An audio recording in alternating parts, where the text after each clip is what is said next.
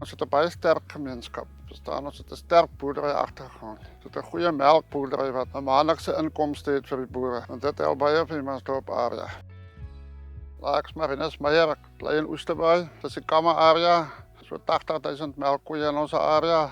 Hallo Maatsen is een van my groot kliënte wat hom half self bemark saam met PKB.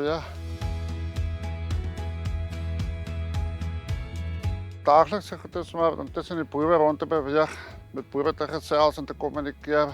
PKB se behoud is om binne 7 dae te betaal en dit help baie van ons boere in die gemeenskap. En ons geld is gewaarborg, so ons sukkel nie met dit nie.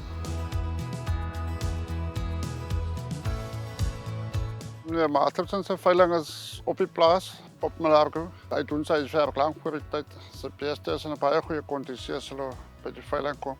Met 'n groot stoor gebou, ons hou die veiling binne in die stoor.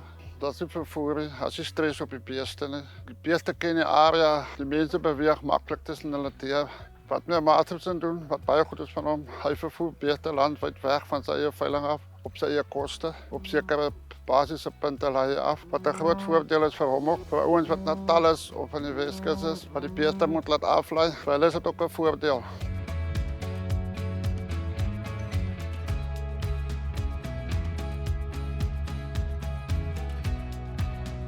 My area trek van die Mansdorp af tot dit is kompleet. Dit is 'n baie goeie reënval area. Dit is 'n baie gesonde area. Oor die algemeen is dit 'n baie goeie en 'n sterk boerdery area. Baie goeie gemeenskap, baie goeie mense. Mansdorp is een van die plattelande wat sal ek sê wat nog redelik 'n sterk dorp is.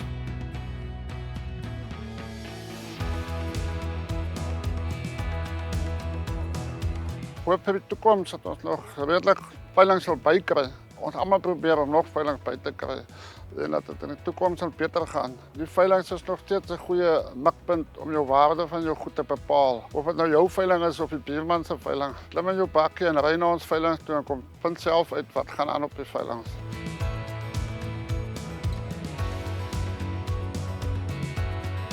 Iemand wat belangstel kan my kontak op die Mansdorp tak of die Mansdorp ons kantoor kontak. Ons is altyd bereid om reg te staan vir iemand.